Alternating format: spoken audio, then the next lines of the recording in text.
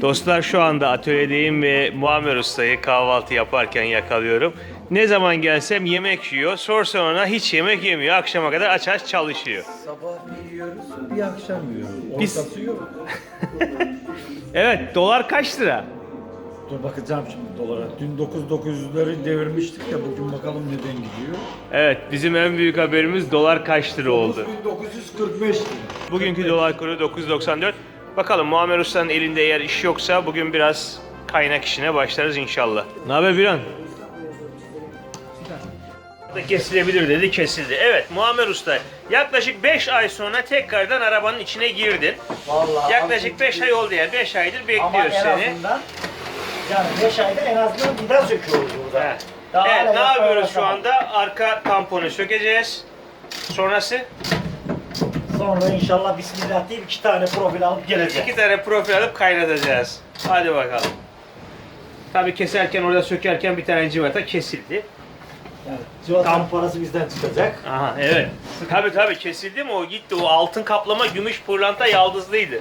Ona göre. Aynen öyle. Hemen hesaba ekledim. Sen şimdi sen şimdi Kesin. arabayı yapıyorsun ama borçlu çıkacaksın ona göre yani. Öyle diyorum, Bizde acaba para öyle verme diyorum. yok, alma var. Haberin olsun yani. Öğretleri kurtarsak diyorum ama He.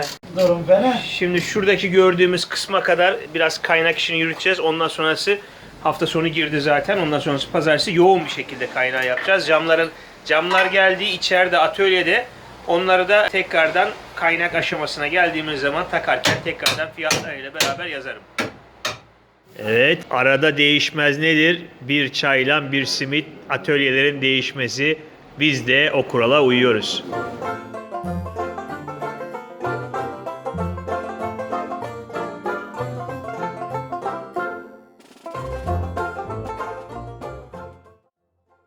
Evet, bol sallana sanayinin içinden ana yola doğru indik.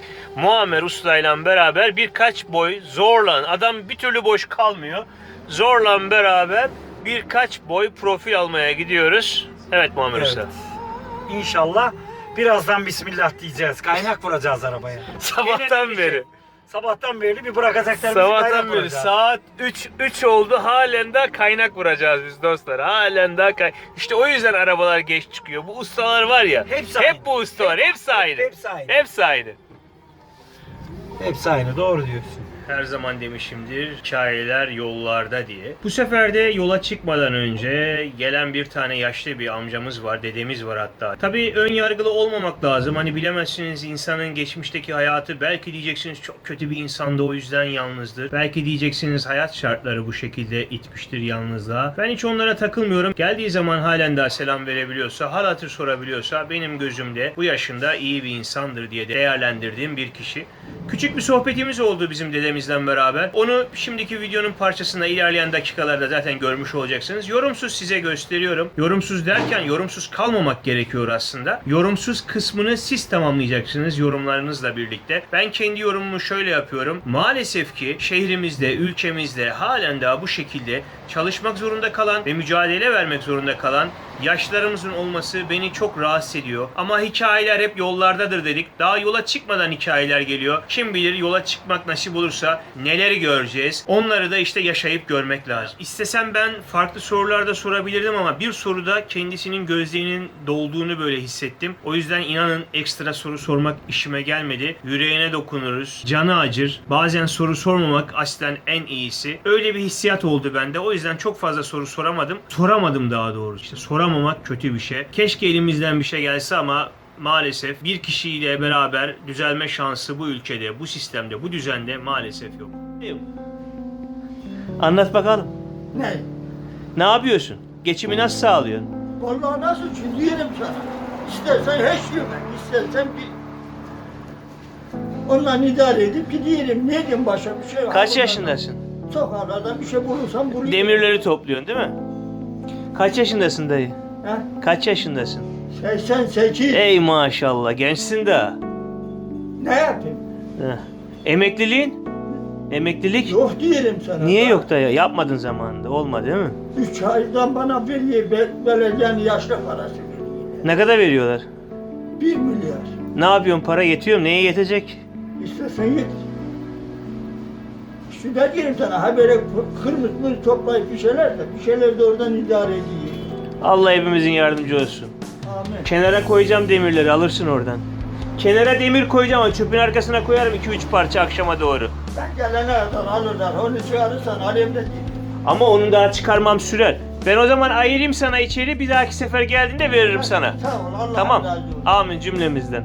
Evet, dayıyı görüyorsunuz. 88 yaşında. Daha önce de arabadan çıkan demirleri ona vermiştim. Hikayesi ünlü çünkü niye? 88 yaşında dedemiz diyelim artık. Halen daha çalışmak zorunda ve şuradaki demiri dedi ki bekleyeyim, sök de şu parçayı alayım diye beklemek istedi. Yani topu geleceğe bunun en fazla 1 kilodur. Ona göre 1 kilo hurda parasını düşünün işte. Bunları topluyor. Arada bir ekstra para geliri elde etmek için. Ben de ona dedim ayırıyorum ona kenara. Öyle olduğu zaman gelip alıyor. Hikayemiz bizim maalesef bu.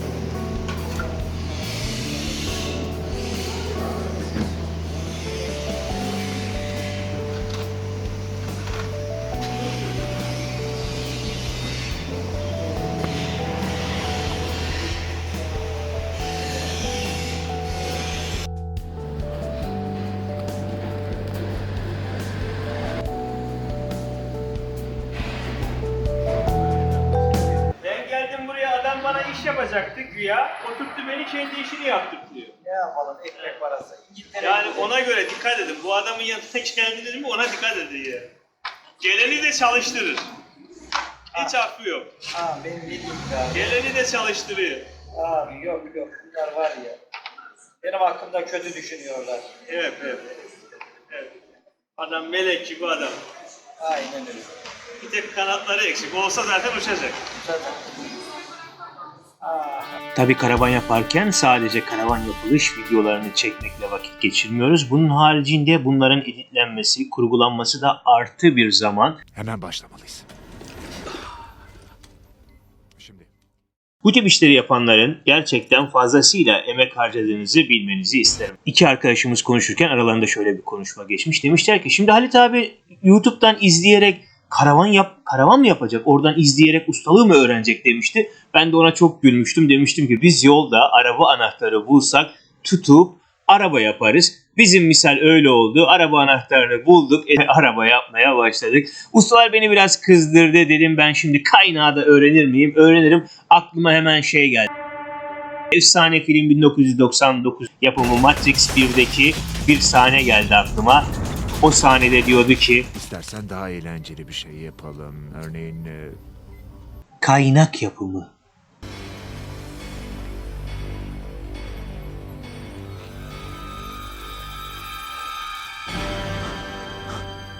aman tanrım. Kaynak yapmayı biliyorum. Göster. Evet Halit Usta nasıl bir duygu? Yani Muammer Usta sağ olsun hızlandırılmış kurs verdi. 15 dakika içinde kaptım ben bu işi. Küçük kaynaklar bende. Ön tarafa vurursan daha iyi olur kaynağı. Ha öyle mi? Evet, kaynağı ön tarafa vur. Evet. Halit Usta kaynağı yapmaya başladı. Eyvah. Kaynakçılar durumunuz fena. Kaçın. Demirci mi lazım? Arayın. Kaynakçı mı lazım? Arayın. Evet. Kolaylarını ben yapıyorum ya zorlarını sen yap hadi. Tamam. Sevgili dostlar bugün 21 Kasım 2021 ve şu anda saat 3.30 civarı. Bizim Muammer Usta'yı bekliyorum. Yine ekti beni. 2.30'da gelecekti. 3.30 oldu. Halen daha gelmedi. Yaklaşık bir 20 gündür hemen hemen 15-20 gündür usta sıkıntısı devam ediyor. Demirle alakalı ben basit kaynakları yapabiliyorum. Sağlam olacak olan yerlere usta gerektiği için ustalar da sağ olsunlar ellerindeki iş hiç bitmiyor. İş yok deme şansları yok. Çünkü 5 tane arkadaşla konuştum. Hepsi ellerinde iş var. Yoğunlar ve o yüzden biraz aksadı bizim iş. Bugün dolar kuru 11,5 liraydı ben geldiğimde döviz kuruna baktığımda. Hafta sonu bakalım ne olacak. Bu 15-20 gün içerisinde dolar bayağı bir artmış oldu. Şu anda Muammer Usta'nın gelmesini bekliyorum. Geldiği zaman içerideki kaynak işine başlayacağız inşallah. İnşallah diyorum bir 10 defa inşallah dedim bir türlü olmadı. Kaynak işi de başlasın. Hafta sonunda bir başka bir arkadaşım var. Onunla beraber de finallemeyi düşünüyorum. Eğer bitirebilirsek önümüzdeki hafta sonuna doğru en azından kaynağın %70-80'ini Yani değişmesi gereken yerleri, değişmesi gereken profilleri değişmiş oluruz diye düşünüyorum. Bir gelsin kaçak, ondan sonra bu çalışma başlasın, bakalım ne kadar ne yapabiliriz. Cam yerlerinin komple kapanması lazım. Olduğu gibi duruyor. İş aksadı. Tabii ustalara kaldığınız zaman diyorum, bazen böyle ehli keyif ustalar da çok oluyor. İş beğenmeyen usta da çok oluyor. İşinin ehli insan da çok oluyor. Ehline denk gelmeniz lazım. Tabii biz kaportaya götürmediğimiz için arabayı maliyet açısından çok şeyi kendimiz yapmaya kalktığımızdan bu tip aksaklıklar maliyette artı gelir sağlayacağı için mecbur sabretmek gerekiyor. Şu anda da yaptığımız şey sabretmek. Şu anda arabanın başında dertli çay içiyoruz. Neden? Bugün geldik, biraz iş yapacağız dedik. Döviz kurundan ötürü malzeme aldığımız yerlere malzeme doğru düzgün gelmiyor. Fabrikadan malzeme çekmişler. Elemanları şu anda yeterli değil. Yetiştiremediler. Yarın bir parça gelecek. Ondan sonra onu kapının yanlarını yapacağım. Akşam üzerinde biraz daha kaynak var ama asıl kaynak bu hafta sonuna olacak. Bir şekilde yavaş yavaş devam edeceğiz. Şimdi çay molası. Az önce bir görüntü çektim ben kaçağı yakaladığım zaman arabadan inerken, ama o video onun şansına yüklenmedi. Yoksa var ya, yerin dibine sokmuş çıkarmıştım. Şimdi gülüyor, önümde gidiyor ve gülüyor sağ olsun. Çünkü niye? Bir saatten fazladır beni bekletiyor. Yanında korumalarıyla gelmiş. Kızlar da burada. Kızlar merhaba. Merhaba. Kendin. Evet, korumalarla geldi ve şimdi inşallah üstümüzü değişip hızlı bir şekilde başlamayı planlıyoruz. Bakalım ne olacak. Parça parça yapacağız dostlar. Direkt komple, ben ilkin diyordum bir tarafı sökelim sonra kaynatır içeride montaj yaparım, ama usta ısrarla parça parça gidelim dedi. Biz de onun dediğine hemfikir olduk, kandırdı bizi. Ne dese he diyoruz zaten, adam 2'de geleceğim diyor, 4'te geliyor ya. İçe pas. Hep pas. Demirleri de o dedeye ayıracağız. Geçenki dedemize ayıracağız onları yine. Akşama da alır herhalde yarın. Ara ara uğruyor çünkü. Arabayı kıra kıra bitirdik. Yeniden yapsak daha çabuk yapar. Yenisi bundan kolaydır. Yani çürük arabayla uğraşmaktansa yeniden imal etmek. İşte o da bakıyor, her şey bakıyor. Benjamin Franklin ve Atatürk'e. Ay. Belden aşağısın beli komple kesip atabilirsin o kenarı. Yok, atacağım da dağıtmadan atmak lazım. Dağıttığımız zaman toparlama şansımız zor. Tamam, Şimdi o parçayı bir kır yandan zaten. O parçayı kesip atacağız. Tamam, o parçayı kır, Tamam, oradan güzel. uğulayacaksın zaten. Leğleyeceksin. Esila, bir tane metre getirir misin babacığım? Hazen abi. Burada iki araya geliyor ya bu. Evet. Bu iki arada Birbirini öpüyor zaten onlar. iki tane araya bunu da monte etmişler. Biliyorum. Zaten işte o yüzden diyorum, onu araya işte dışarıdan bir şerit yapacağız ki o birbirine birleştiği zaman arada olabilecek hatayı da kapatmış olsun. Deldi orayı, baban deldi orayı bak. Her yeri kırdı. Arabamı kırdı benim. Babacığım hep suçu benim üstüme atıyor bu amca. Babanla arabayı değişelim mi? Onun arabayı, sizin arabayı ben alayım, bunu ona vereyim. Sen yaparsan onu tamamdır. Ben Değişebilir. yaparsam, o yaparsa olmaz değil mi? Ha, olmaz. Aynen. Sen yaparsın. Ha? Peki babacığım, Gördün paramız- mü? Ya. Sen yapar. Ya para verdik onlara, niye vuruyorsun? Abi bizim işimiz o. Kıralım, güzelleşelim. Hoppa.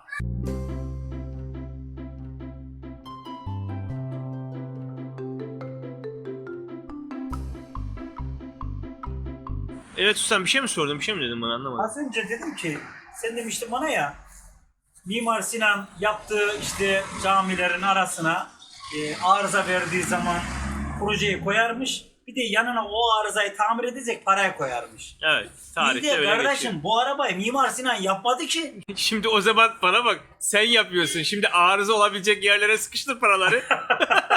Al doğru. Bak onu yapabilir. Sıkıştır paraları. Nerede arıza çıkarsa bir 10 sene Çürüyecek sonra. yer belli. Tamam, Şuradan sıkıştır. aşağı. Ama bunu şimdi böyle çekiyorsun. Millet duyarsa burada para oldu. Kıracaklar orayı. Patlatacaklar arabayı. Patlatırlar arabayı. Zaten sanayide tehlikeli yerde. Evet. Aynen. Para mara yok. Bitince koyacak. bitince. Aynen öyle. Bugünü de bitirdik. Muammer Usta sabahtan beri bu demiri, bu profili anca yaptı. Şu anda aslında mantığı çıktı. Kesilecek yerler kesildi. Bir tek geriye şu iskeletin kaynayacak olan yerleri kaldı. Bu yerlerde kaynattığımız zaman geriye bir şey kalmamış olacak. Muammer Usta, evet Muammer Usta, sabahtan beri bir profil attın. Evet. Yani sabahtan belli de 2 saattir uğraşıyorum. 2 saattir bir tane profil at. Yani gerçekten seni kınıyorum yani. Böyle yap. Aramız az önce bir muhabbet geçti. O yüzden orasını söylemiyorum. Yok uğraştı. İskeletin yapılacak olan yerleri belli. Geriye profilleri kesip kaynatmak kaldı. Kesilecek olan yerler kesildi. Bundan sonra seri giden ama tabii yarın yine yoğun olacaktır. Akşamüstü bakalım ne kadar iş yapabilirsek o kadar.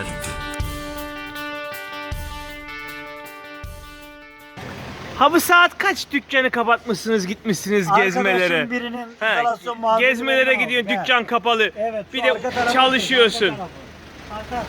Allah bizim üstümüze.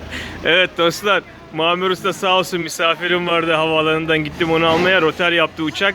O yüzden mecbur kendisi sağ olsun dükkanı kapattı, gitti benim izolasyon malzemesini aldı geldi. Şimdi bu faturaya yol, su, elektrik olarak eklenecek. İzolasyon malzemeleri de geldi, onları da bir indirelim. Evet, 2 top, 1,5 top daha doğrusu izolasyon malzemesi, fiyatlarını falan hepsini bu videonun içerisinde camlarla birlikte büyük ihtimal eklemiş olacağım. Dostlar bugün doların kuru 12,5'u da gördü ve bugün de birkaç malzeme almıştık. Onların yapımıyla devam edeceğim. Ustanın dışarıda işi var. 6 milim su kontrası, kapı kenarlarında kullanacağım malzeme. Bunu aldık. Bunu aldığımızda 250'yi aldık. Doğru mu usta? Evet. 250'yi aldık ama şu anda 300 TL'yi gördü. Ustayla hesabı gördük. Ustayla hesabı görürken şöyle dedim. Ben ona TL vermiştim. Verdiğim zaman ona 150 lira vermiştim ve o zaman dolar kuru 10 liraydı. Şimdi ödeme yaptığımız zaman 12,5 lira oldu. Ben şimdi daha az vermem gerektiğini düşünüyorum ama usta bunu tabii yemiyor sağ olsun. Evet, biz de normal fiyatını vermiş almış olduk. Birazdan bunun kesimiyle beraber devam edeceğim kapıların yan taraflarını yapmaya. Görmüş olduğunuz su konturasını, arabanın kapı döşemelerini söktüm. Bunları kullanmayacağım. Bu döşemelerin yerine bu görmüş olduğunuz malzemeyi kullanmayı düşünüyorum. Çünkü arabanın iç konseptinde komple ağaç olacak. O yüzden bütünlüğü sağlamak ve estetik ve daha da sağlam olması için böyle bir malzemeyle şu anda bu eski malzemeyi şablon olarak kullanıyorum. Degobajla beraber komple kesimini yapacağım. Yalnız tek başıma olduğum için ekstra bir kamera çekimi... Tripod var, belki çekerim, evet. Tripodla keserken artık kısa bir videoda eklerim. Çoğu zaman videoyu çekerken o anda fark etmediğimiz birçok şeyi de kurgu yaparken fark ediyoruz. Okul zamanı genelde saçım kısaydı ve saçlarımın arasına kalem koymak gibi bir alışkanlığım vardı. Kalemi aramazdım. Genelde ustalar kulaklarının arkasına koyar. Bendeki alışkanlıkla saçımın arasına sokardım. Kıvırcık olduğu için orada kaybolurdu ve benim için daha kolay olurdu bulması. Bu kurguyu da yaparken bir sahne geldi aklıma. Yine kalemi ben saçlarımın arasına koymuşum. Aklıma gelen sahne bu sefer olacak o kadardan oldu. Bu arada kapı kenarlarını su kontrası yapma sebebi içerisinin komple konsepti ağaç ve ahşap üzerinde olmasını planladığım için doğal olarak doğal ağaç ve doğal ağaç görünümündeki malzemeleri tercih ediyorum.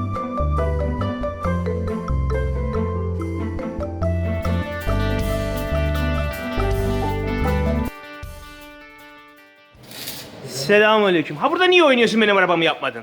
Ha şimdi yakalandık mı ya? Heh. Hani benim arabayı yapacaktın? Yine başka işlerle uğraşıyorsun. Ama yağlı işte. Yağlı bunda para var. Burada para var abi. Biliyor, bizde para yok, bunda para var. İşte böyle, bu usta milleti niye iş yürümüyor? Paralı iş neredeyse bu. Şu usta milleti, şu milletten. Aynen. Para neredeyse ona koşuyorlar, bütün işi yarım Ne bırakıyorlar. yapalım, artık dolarla çalışıyoruz. Dolar 11.250 düştü biraz, hadi gözün aydın. Eyvallah, 250 tamam. kuruş düştü hadi. Sıkıntı yok. Dostlar sonunda Erol Usta geldi. Erol Usta'nın bir özelliği vardır. Gelmeden hızlı hemen anlatayım. Bir saat kavga edecek. O olmaz, bu olmaz, şurası şöyle olmaz, böyle olmaz. Bak geliyor, başladı bana söylemeden. Söylemeye başladı. Yapısıdır. Bir saat benden kavga eder. Sonra bir saatlik işi 5 dakikada yapar. Abi arabayı nasıl araba yapacağım ben anlamıyorum. Dedim size, o şimdi benden 45 dakika kavga edecek. Huyudur. Ne haber? Buraya olsana leş ya. Leş diyor. Adam edeceğiz. La bu adam olursa var ya. Dedi.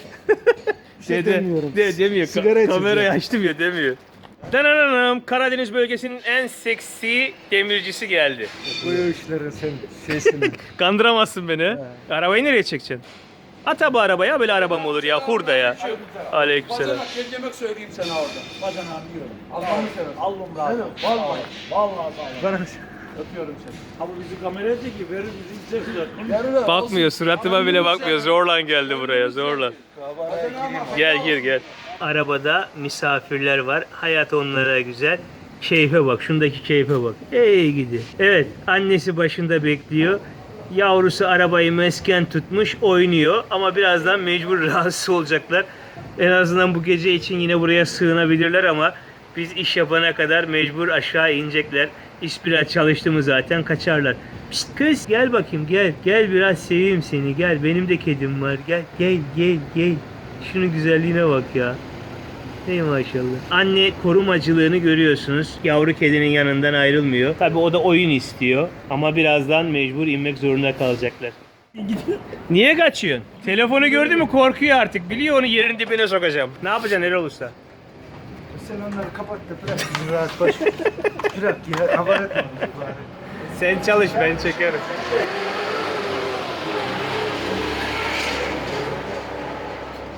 Gel bakayım evet. Yavru bir yere saklandı. Gel de şimdi bul onu. Gel bakayım gel. Pis, pis, pis. Annesi de kapıda bekliyor. Pis, pis, pis, pis. Gel gel. Gel pis pis pis pis pis. Gel bakayım nereye girdin kız? Bulacağız bir şekilde bulalım bakalım nereden çıkacak. Öyle olmayacak altına gireyim ben. Bulup çıkarayım. Kedi kurtarma operasyonu başladı. Aralara bir yere girdi bulması biraz zor. Biraz güven hissedecek kendini ki gelsin. Onda büyük ihtimal artık annesi gelip alması lazım. Şimdi ben kapı kenarlarını yaparken dostlar şöyle bir şablon kullanıyorum. Flexi, şeffaf flexi. Bunun naylonla da yapılabilir. Çünkü araya girip de kalemle işaretleme şansınız olmuyor. En mantıklısı böyle bir şablonla beraber belirlemek olduğunu düşünüyorum. Aslında bir tane ahşap bir flexi parçası var bunun ahşap dediğim flexi. Onunla da yapabilirsiniz. Orası kırıktı. Ya bundan ya ondan bir şekilde bu parçayı da çözeceğim. Şu döşemenin parçasını taktım ama zımpara falan yapılacak. En azından şablonlarını bir çıkarayım sonra detaylarına gireceğim.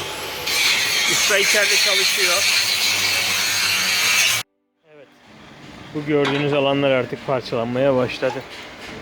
Hem bir taraftan kesiyoruz hem bir taraftan topluyoruz.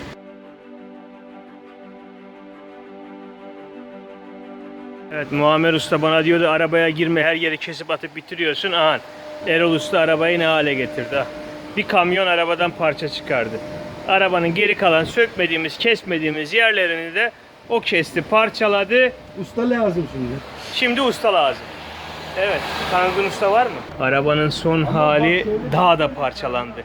Halen daha parçalıyoruz. Parçala parçala bitiremedik. Devam. Koyacak, çizecek, kesecek buraya. Ya akşam izlersin videosunu. 10.000 liraya kurtarmaz. He? Sen 20 iste bundan. Yok 10 bin lira versin yaparsın. Bir günün daha sonuna geldik ve ertesi gün tekrardan kaynak işlerine devam edeceğiz. Ama bu sırada ben bu videolarda olabildiğince detayları vermeye çalışıyorum ki bu şekilde yapmayı düşünen arkadaşlara en azından bir fikir olsun diye sizlere olabildiğince ayrıntılı video eklemeye çalışıyorum. Devamı ve ertesi gün ve devam.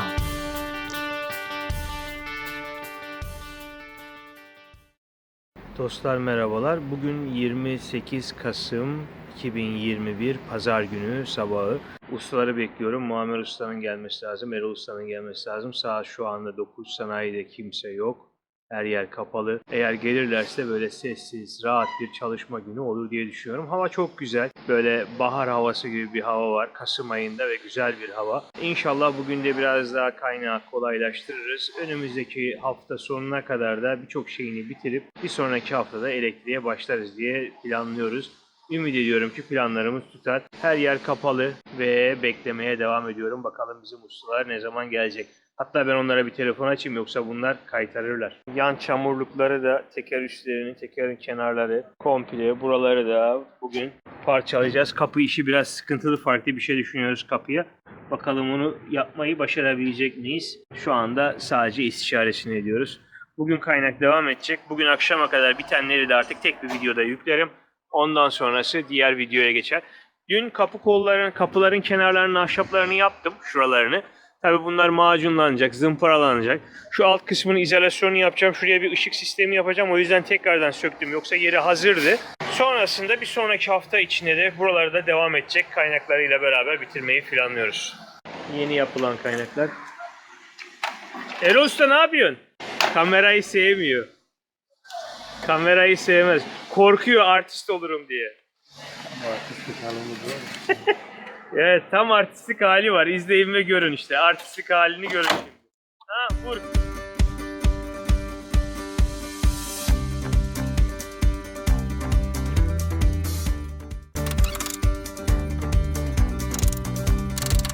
Bunların ben Düt bip, düt bip bip bip. Neyse artık. Dostlar yaklaşık bir saattir telefonun şarjı bitmişti. Ve şarj esnasında şuraya bakın ne hale getirdik burayı. Resmen savaş alanına döndü. Kapının basamakları da gitti, kapı da gitti. Çeviremeyeceğim, şöyle göstereceğim kamerayla. Hiçbir şey kalmadı artık. Duman ettik arabayı, duman ettik. Bunu toplarsak var ya, of, şuraya bakın, kapı mapı hiçbir şey kalmadı. Tertemiz. Olayı bitirdik, tertemiz. Erol Usta sağ olsun. Para bulduk. Biz onlardan çok bulduk, içeride bir sürü var. Erol Usta farkıyla kapılar da burada. Bunları zaten tekrar kapı yapacağız. 1000 lira. Evet, 1 lira da çıktı. Yok 1 lira değil bu, 50 kuruş. 50 bin lira mı ne? 50 bin lira. 50 bin lira bulduk, 50 bin lira. Kızıl altın. 50 bin lira da çıktı, tabii eski para. Evet, arabanın kapısı gördüğünüz gibi. Bugünü böyle finalleyeceğiz. Şu motor, arabanın kolunun, havalı kapının alt motoru falan hepsi orada şu anda. Onlar da hurdaya gitmiş oldu. Sağlam söktük ya, vallahi sağlam parçaladık. Para veren altın bulsun. Erol Başkan, duman ettik ya, var ya. Arabayı millet bitmesini bekliyor, biz halen daha kesiyoruz. En az 150 kilo bugün parça kestik attık buradan. Yaklaşık 100 kilo banko söktüğümüz demir şuradan da geçeyim bir. Sadece şu gördüğünüz en az 40 kilo dostlar. İçinde motor var bunun. En az 40 kilo sadece bunun ağırlığıydı zaten. Bayağı bir boşalttık burayı. Kapıyı yapıp basamak yerlerini yapacağız. Bu gecenin de yavaş yavaş sonuna doğru geliyoruz. Son birkaç kaynağı daha yapıyor Erol Usta. Salı ya da çarşamba geleceğim dedi. Yanında bir arkadaşını da getirecek. İşi hızlandırmak için hızlı bir şekilde yürütmeye çalışacağız bakalım. Değişimden korkuyorsunuz. Geleceği bilmiyorum. Buraya size bunların nasıl biteceğini söylemeye gelmedim. Buraya size nasıl başlayacağını söylemeye geldim. Bu videoyu kapatacağım ve o insanlara görmeyi istemediğiniz şeyleri göstereceğim. Onlara sizin olmadığınız bir dünya göstereceğim. Kuralları ya da yöneticileri olmayan, sınır ya da engel tanımayan bir dünya. Öyle bir dünya ki orada her şey olsun. Bundan sonra neler olacağı ise